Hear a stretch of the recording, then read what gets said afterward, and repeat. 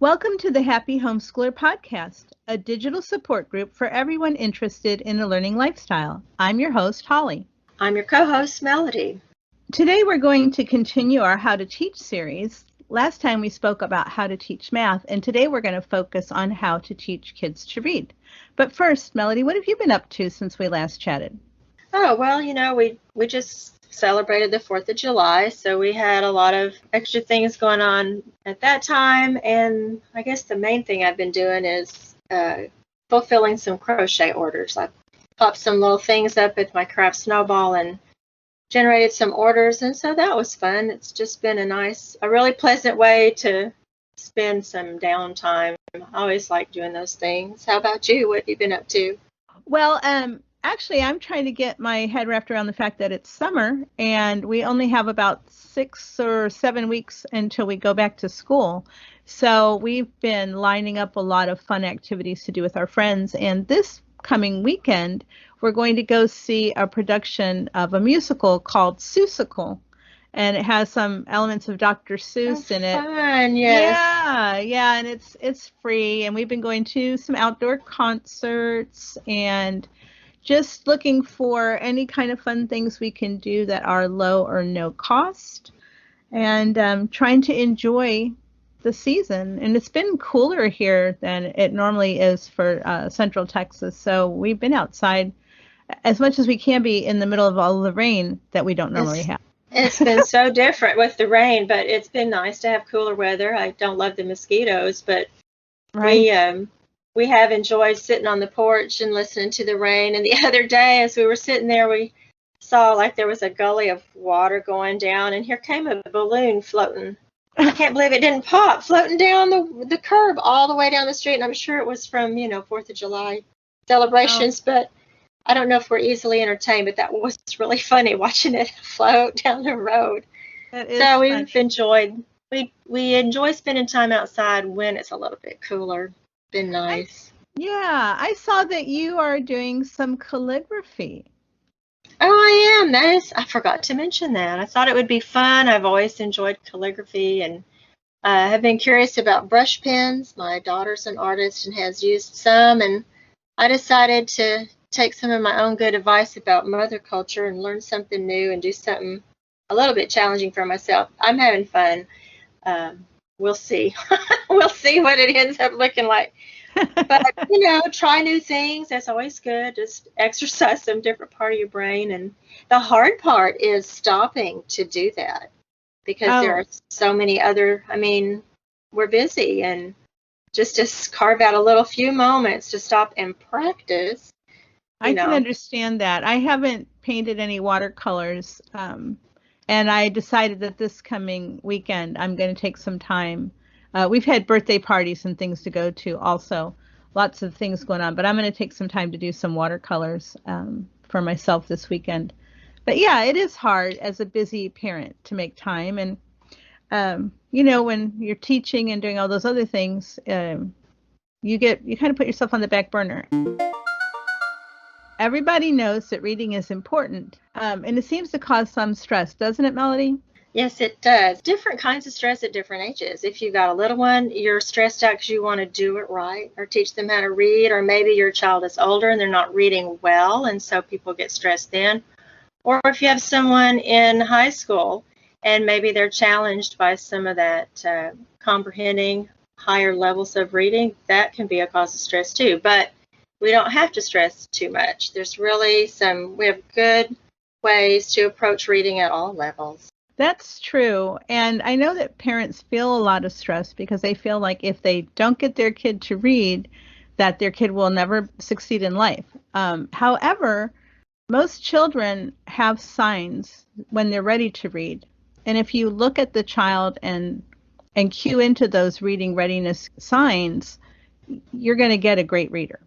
Well, that's really an important point because there are a lot of different schools of thought about when to start teaching reading. Some people are all about the earlier the better, and some people are, better late than never. And there's a wide range of opinions about when you should start reading. Let's talk about that a little bit.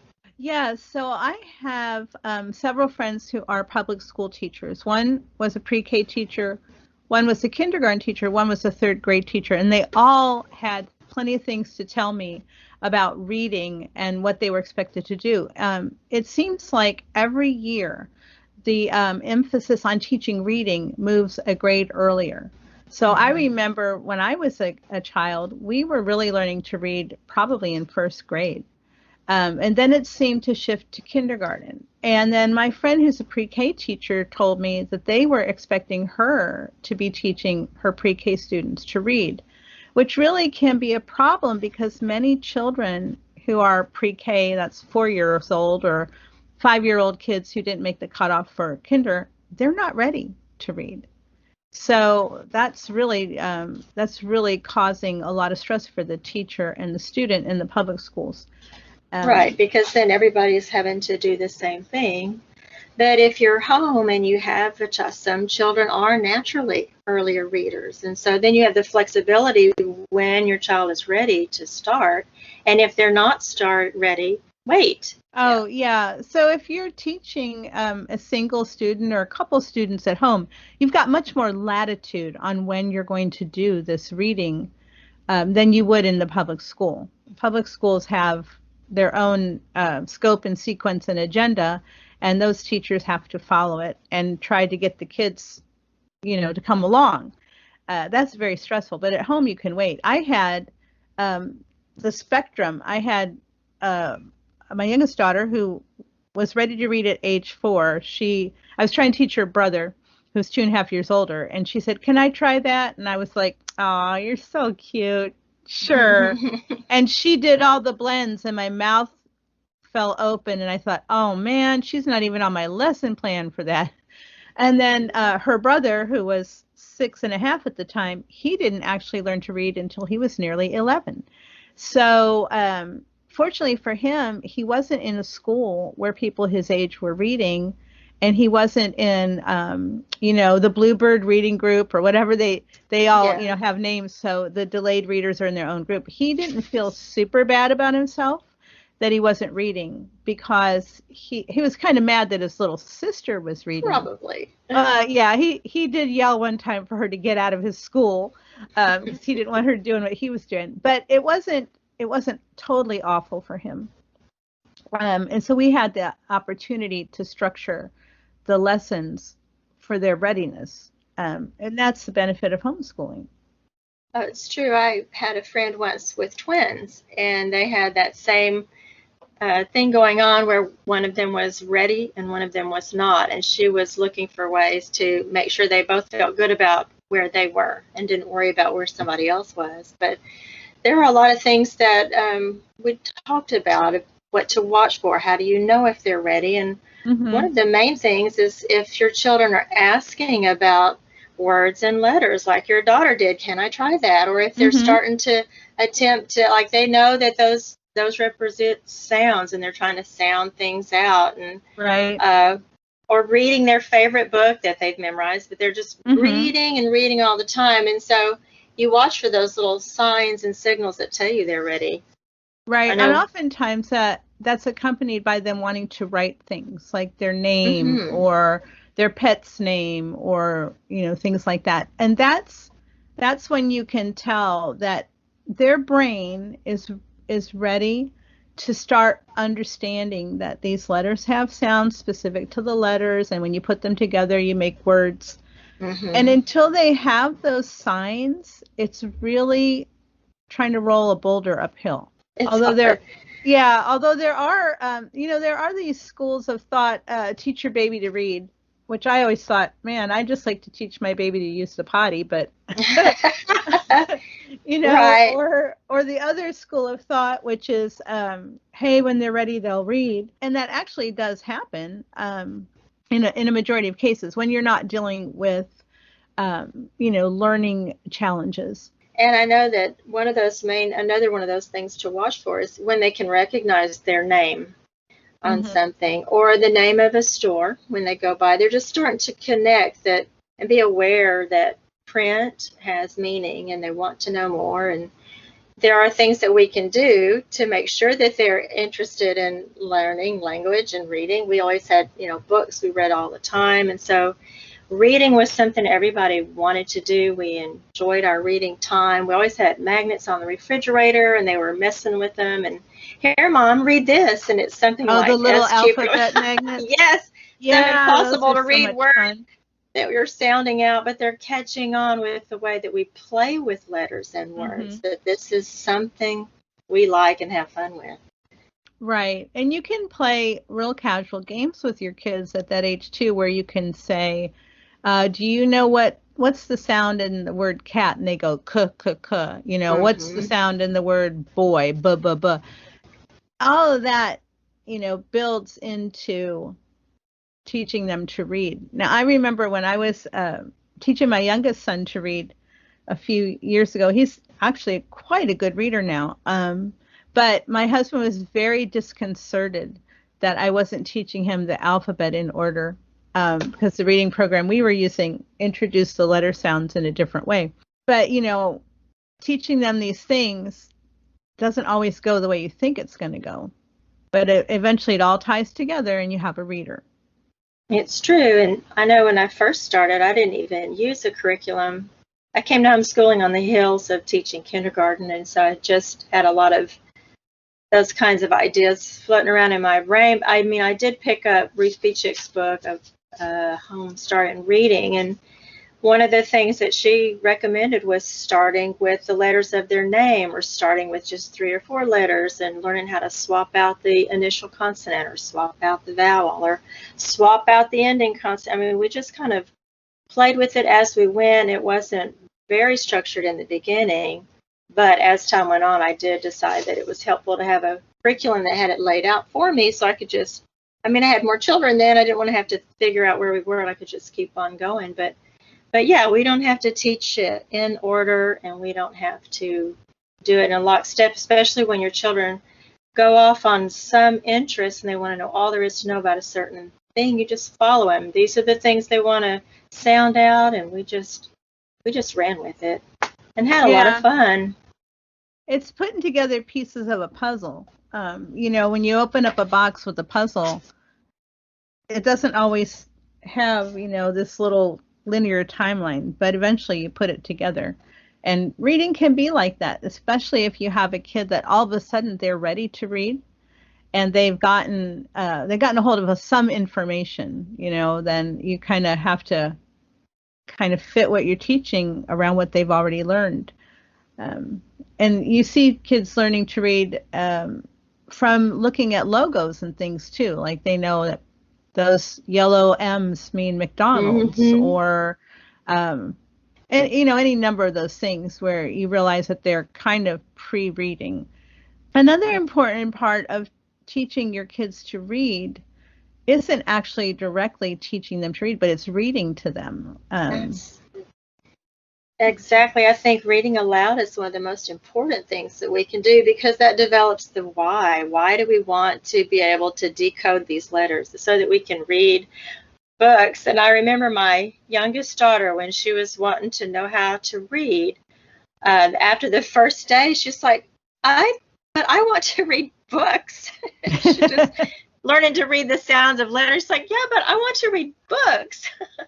Yeah, I think kids think when you say we're going to learn to read, that all of a sudden they're going to be reading everything. Open the book, right. And it's kind of a laborious process. And some people are really good at reading to their kids when they're young, and then they just kind of slack off. But it's really important to read aloud to your kids even through high school. Because I'm a Charlotte Mason devotee, reading aloud is something that we do a lot of. And I remember when my oldest son, he was about 14, I guess, he decided he was too old to listen to me read aloud. And I had gathered the other kids together, and I was reading aloud from Caddy Woodlawn. And every so often, I would read something, we would hear him laughing from the other room. And there's a very funny part in that book, which all my grown-up kids still remember. If I say, remember Caddy Woodlawn, they'll say, if at first you don't fricassee, fry a hen. And even my son, who wasn't quote unquote listening to the book, shouted it out from his bedroom.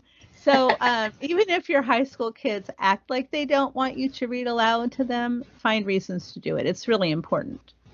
Oh, we did. We read all the way through. I always tell people to read to your children until they're reading to their children, because you just never get too old for a good read aloud. We used to read aloud and fold laundry after lunch, and so that way everybody had something to do. Their hands were busy, and it was, laundry was getting folded. That was a plus for me, and we were all sitting there together. And then there's always that, oh, read one more chapter.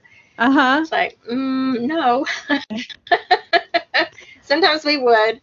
Always leave them wanting more. Wanting more, exactly. Yeah. But we had most of our read alouds went with our unit study, and that was fun. But then, if you have long trips by car, it's always good to find an audiobook and let someone else do the reading aloud for you. And so that's another way to enjoy reading with your older kids.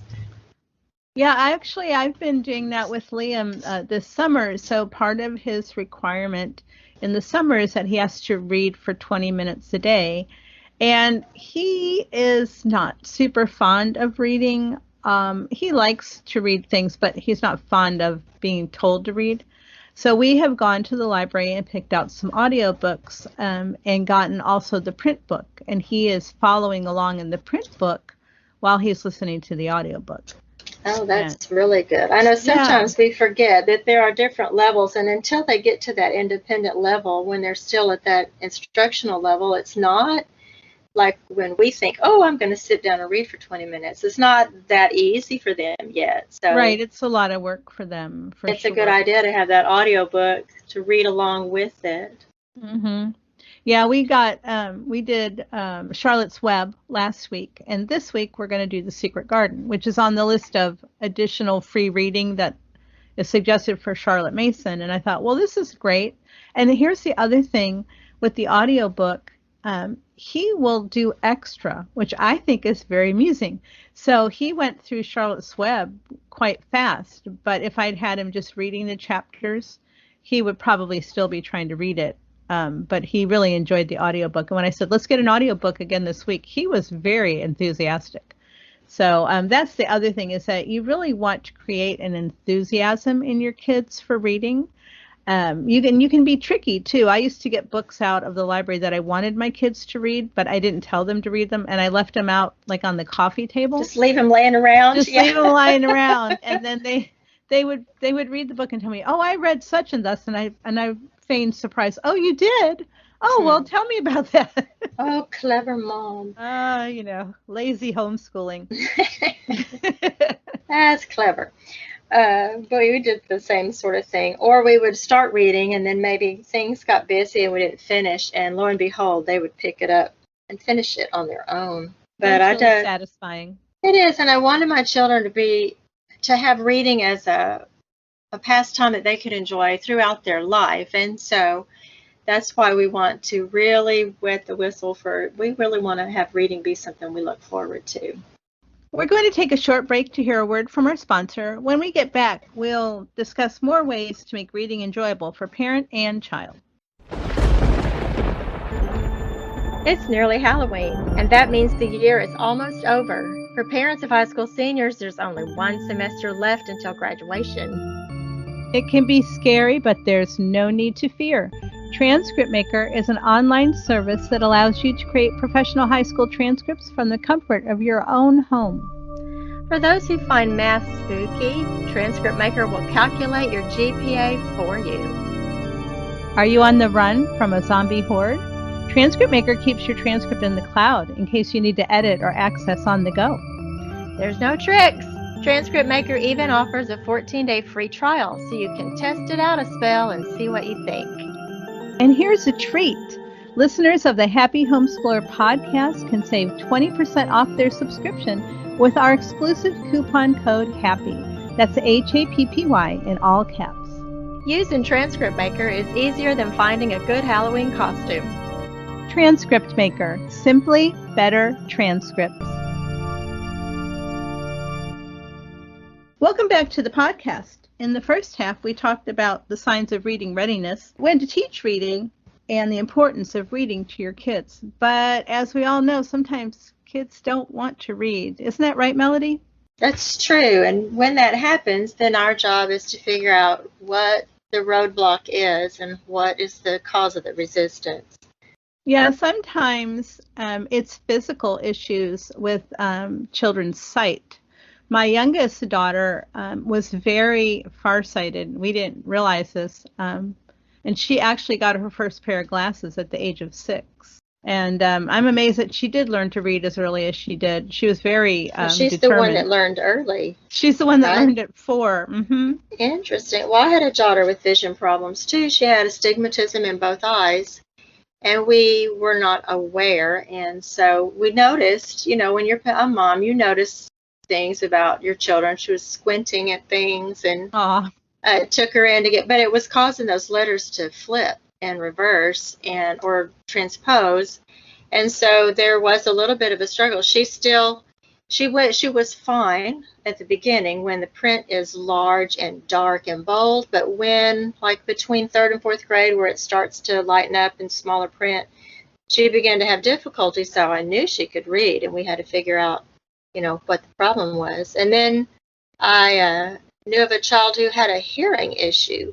That's another thing that can make it hard to read, because you can't hear the sounds that the letters are supposed to be making. And one little guy in my kindergarten class had 70% hearing loss, and part of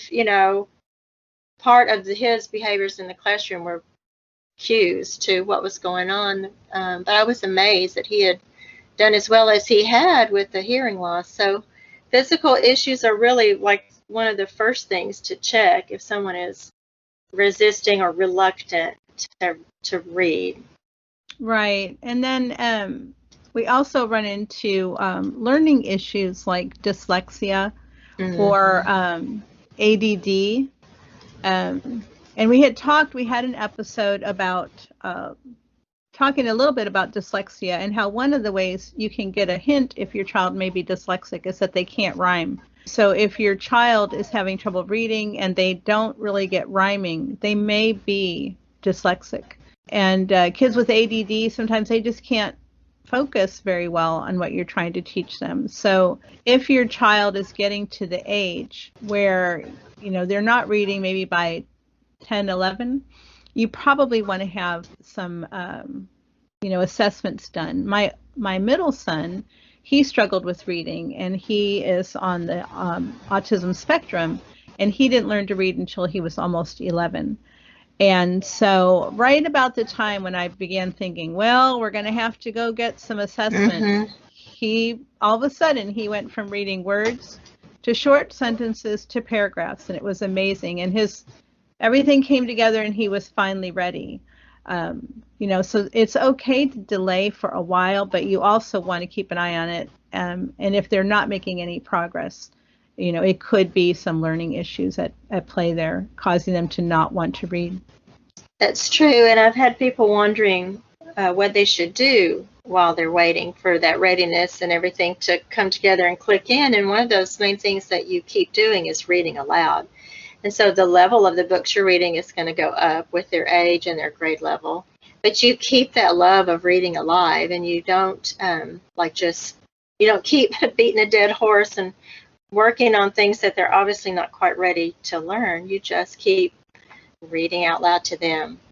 I'm glad you brought that up, because my son, who was delayed, he was very good at listening to the read alouds, and we use narration as a way to judge comprehension, which we're also going to talk about in the second half. But I could tell what he understood, and he could express himself at or above what his grade level was, and by listening to the story and telling it back or drawing a picture. So there are ways, like you said, to keep the reading aspect of your education with your delayed reader going. Another thing that people often don't realize is that sometimes your child's brain needs a little break to process what you've been pouring into them. So we did take a short break from reading instruction with him. And then when we got back to reading instruction, his brain had been doing a lot of work, and he was able to do more of the reading work himself. Right. You just have to. That's where it comes in, where you're a student of your student, so to speak, where you're Oh, I love observing that. Yeah. and watching and seeing what's going on. And sometimes you just, like you said, you pull back a little and wait. Waiting is hard, though. We feel like we should do something. Right. We're all especially in our society, we're all about progress and, check marks and did you meet this thing here at this time? And yeah, not feeling like you're not doing anything, it can be excruciating.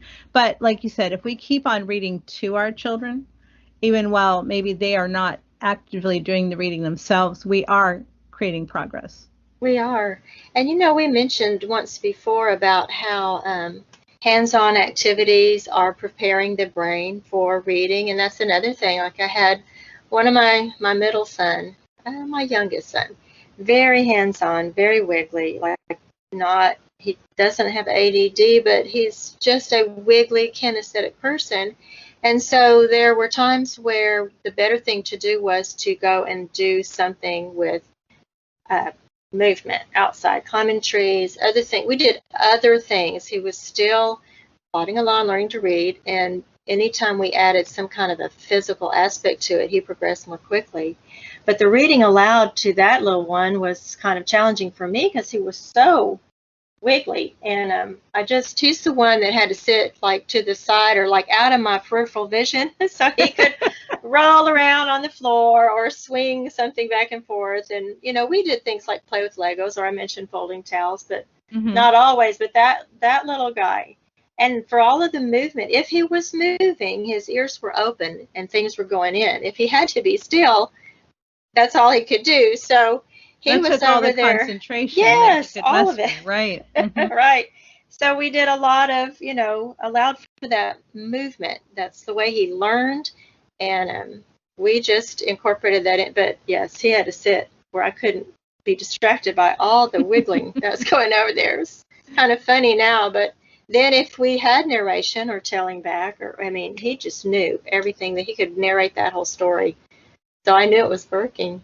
Right. Yeah. And that's the value of having narration. In high school, or even a little earlier than high school, maybe middle school or junior high, you do want to have your children read and then have maybe some written comprehension questions that they have to write an answer to.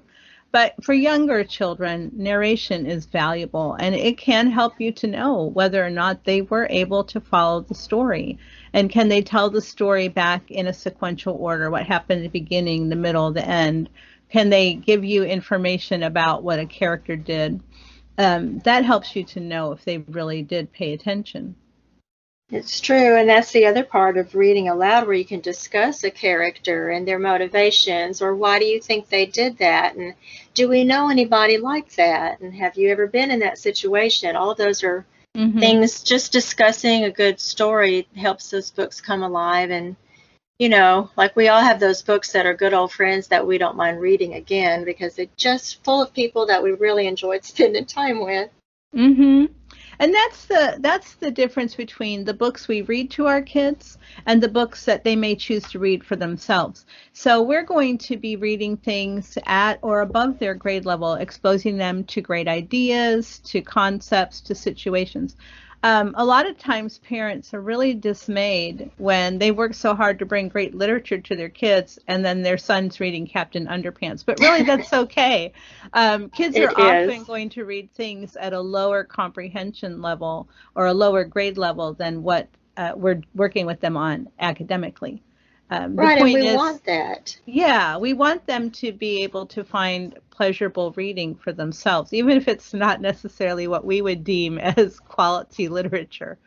True, but that independent reading is often at an enjoyable level. Even as we talked about the idea of having a stiff book and an easy read for us, your child's not going to pick up the book that frustrates him. He's going to pick up something that's an easy read to pass the time. And then those instructional books are just a little bit harder and a little bit more challenging. And sometimes we're expecting them to read something that totally frustrates them, and that's where everything kind of comes to a screeching halt.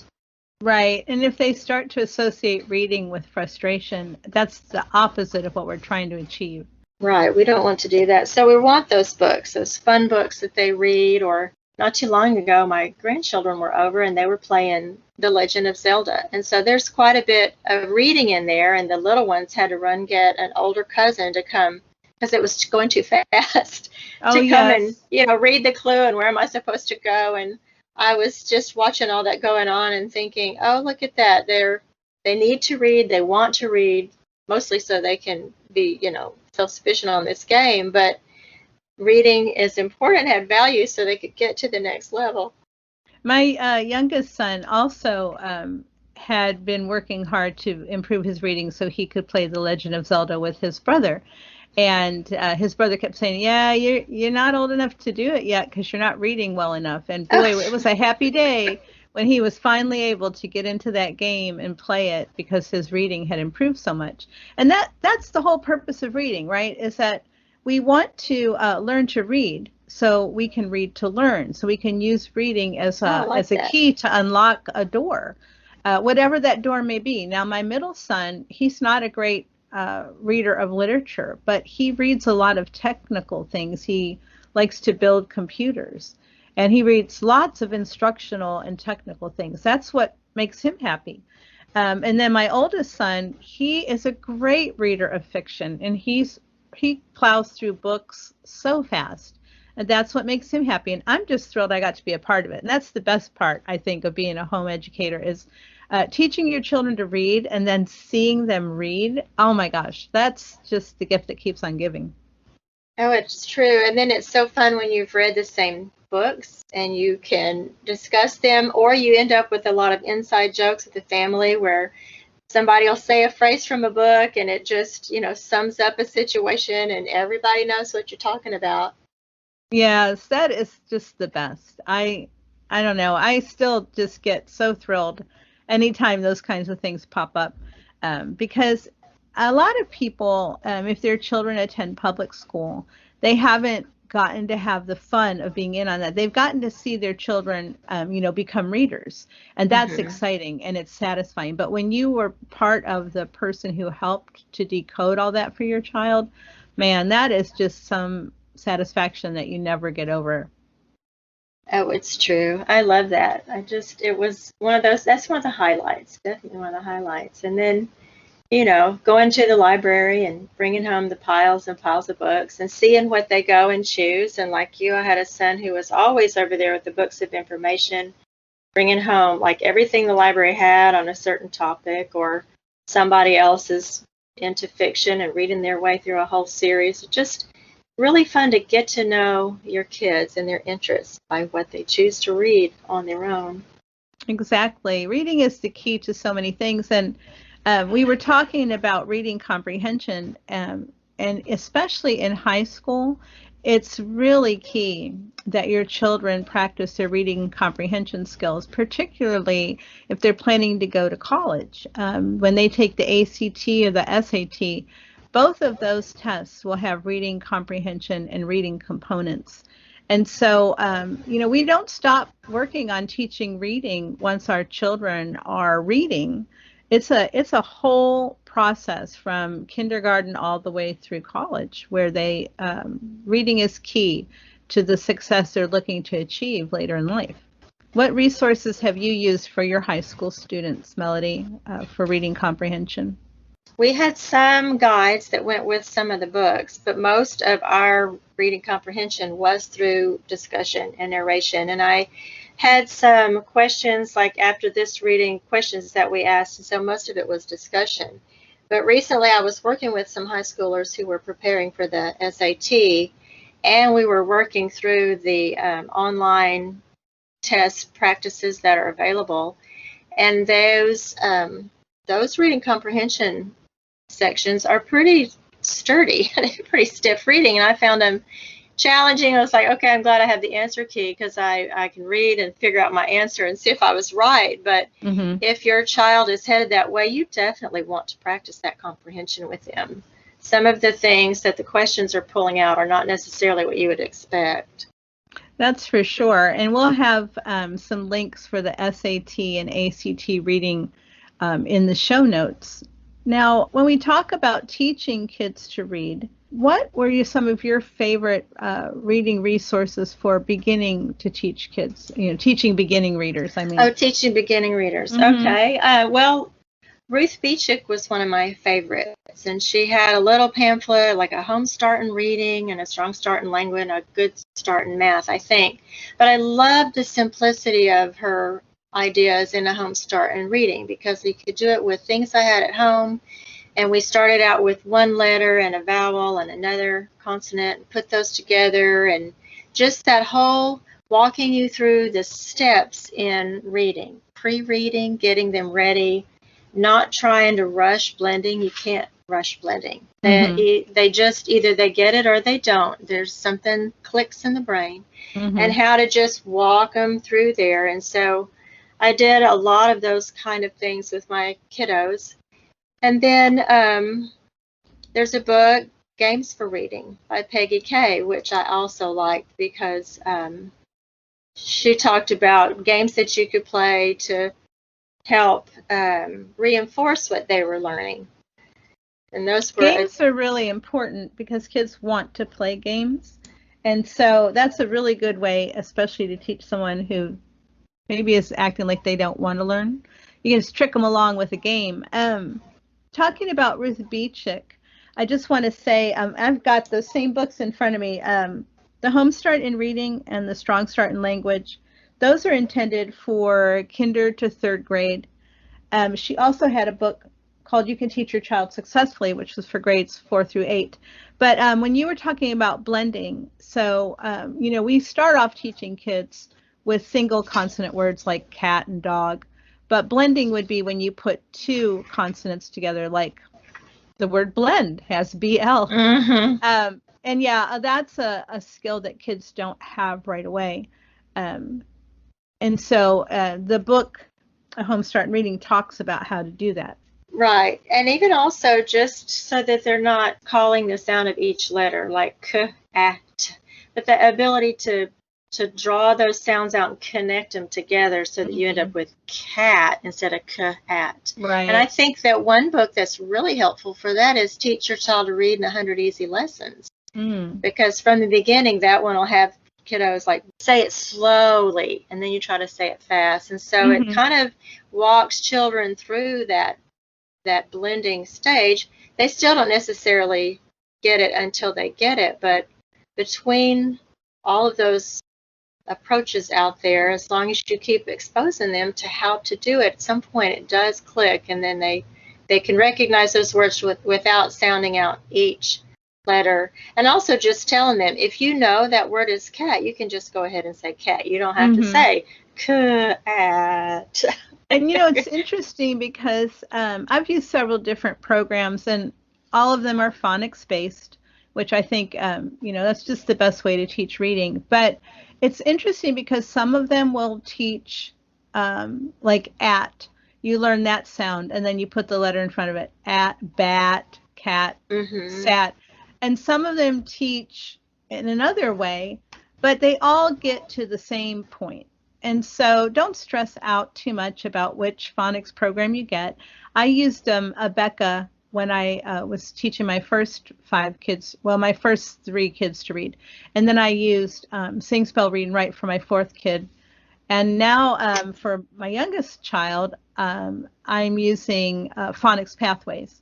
And what I've noticed is that it doesn't really matter which one you use. The only reason I changed from Urbach to Sing, Spell, Read, and Write is because my 4th son, the one who was a delayed reader, he responded a lot better to music and puzzles and activities, which Sing, Spell, Read, and Write had quite a bit of. And then Phonics Pathways I chose because when my youngest daughter graduated, we thought we were done homeschooling.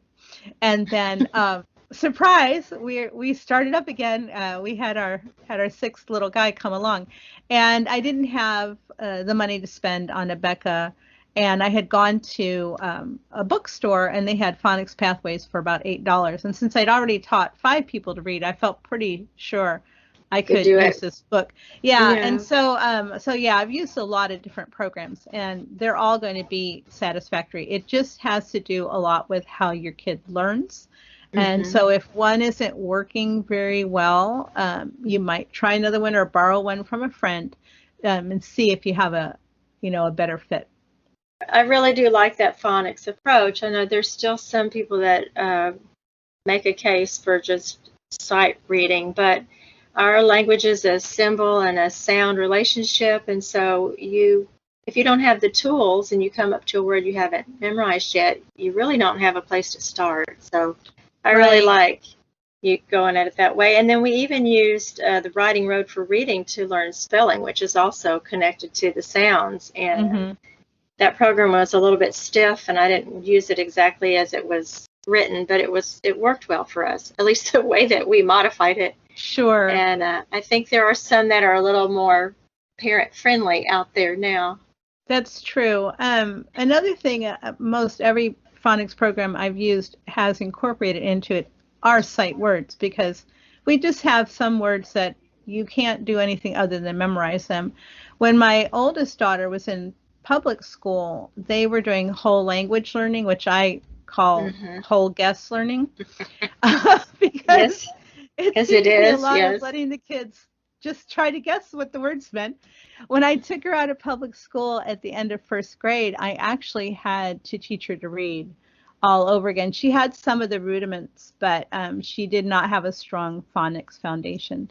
And so I don't have much to say favorably about whole language learning, and I'm really glad that it seems to kind of gone by the wayside. It was a big experiment for a while in the 90s.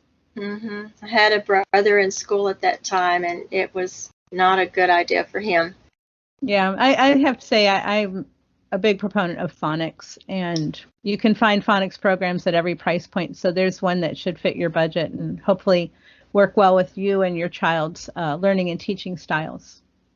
That's true, and I just friends of mine are using The Good and the Beautiful, which has a lot of materials online for free, the whole thing. So all the price points, anything you want, you can find a good program to walk you through. And talking about price points, let's not forget to mention Khan Academy, which can cover you from kinder to high school and college prep. They have a lot of resources there too.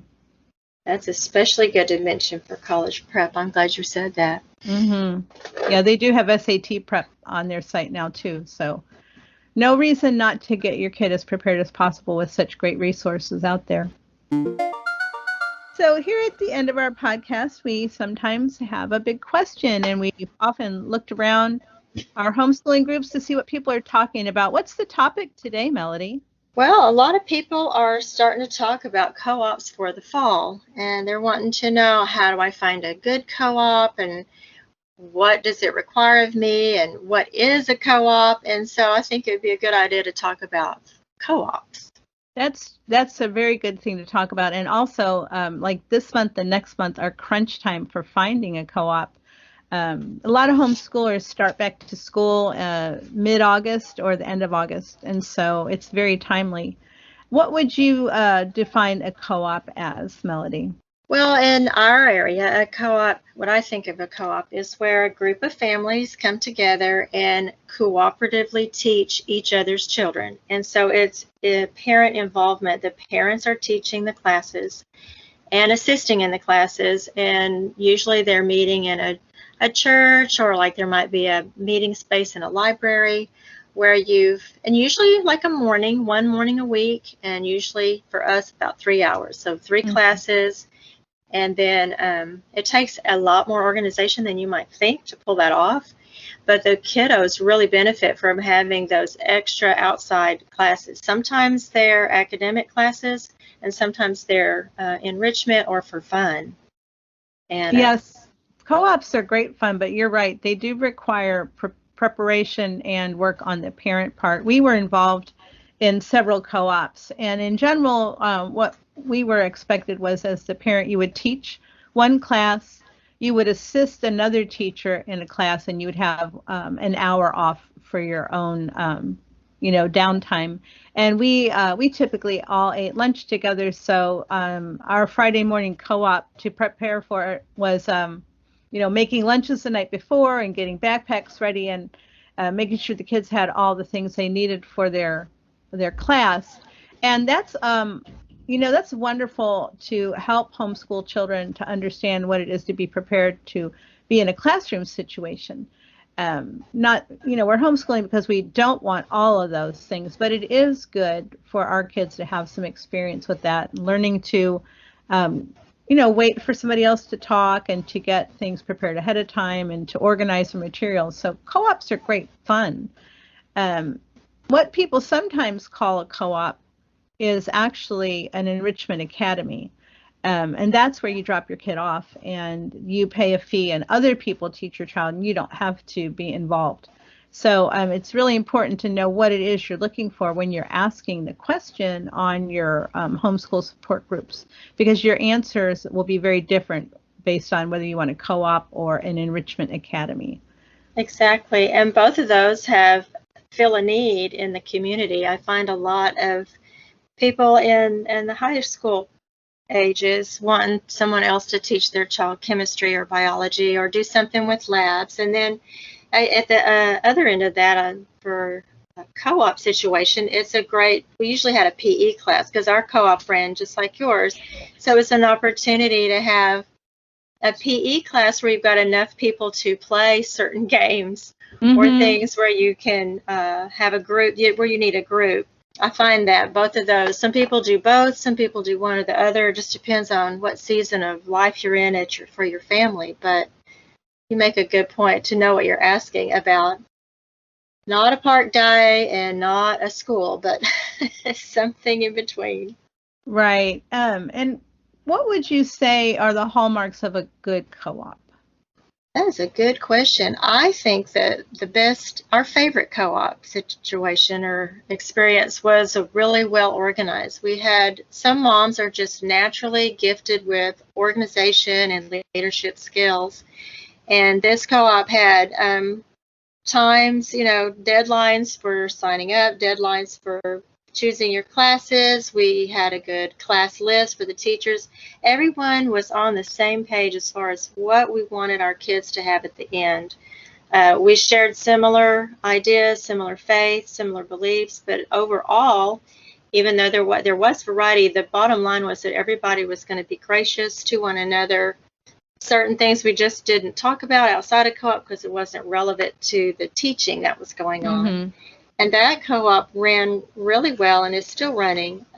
We're not involved in it, but a lot of participation. I think that was the other thing. A successful co-op has parents who know they're going to be involved.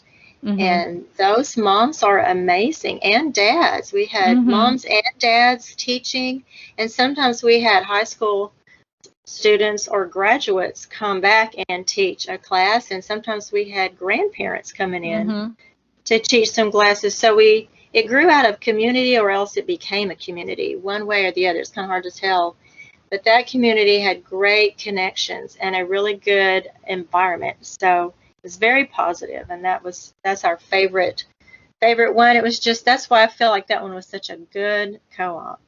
Yeah, I think you're right. The co-ops that we were in that were really enjoyable also were very well run. They had a board or committee that oversaw all the aspects of it. They had things written down that were expectations of all the members, and they made sure everybody knew what those expectations were.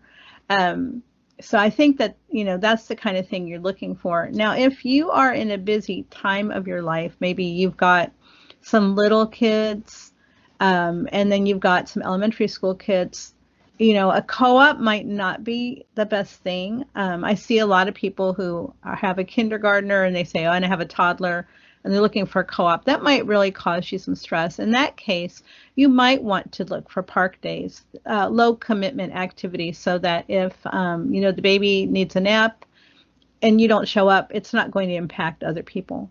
And then, when your kids get a little older, then co-ops might be good. So you also have to kind of look at the season of life you're in and what other activities are going on around you, because while co-ops can be hugely fun and a great benefit to your homeschool, if you jump in at the wrong time in your life season, they'll just add stress to your life. I mean, you do have a little stress because there's a lot going on, but there's good stress, and then there's stress that makes you want to hide under your bed. And right, because it's a commitment. You're making a commitment, and people are depending on you, and you can't just wake up and decide not to go.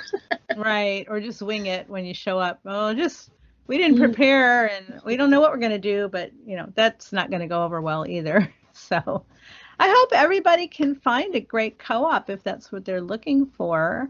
And I would love to hear what people are doing this fall, what kind of groups they are joining with their kiddos. If you have any homeschooling questions or comments, you can email us at happyhomeschoolpod@gmail.com. You can follow us on Instagram at Happy Homeschool Pod. Like our page and join the Happy Homeschooler Podcast group on Facebook as well. And be sure to subscribe to our channel on YouTube. Thank you for joining us today. I'm Holly. I'm Melody. Happy homeschooling. Hi, this is your host, Holly Williams Urbach. Thank you for listening to the Happy Homeschooler Podcast, a Transcript Maker Production. My co-host is Melody Gillum. This episode was produced by Matthew Bass and edited by Norah Williams. Our graphic design is by Pete Soloway, and our music is by the Great Pangolin. You can find her music on YouTube and Twitter at Kylie Wins. That's Kailey Wins. If you'd like to help our podcast grow, leave us a review on Apple Podcasts, Google Play, or wherever you get your podcasts. Or as always, tell people about us. And when I took her out of public school at the end of first grade,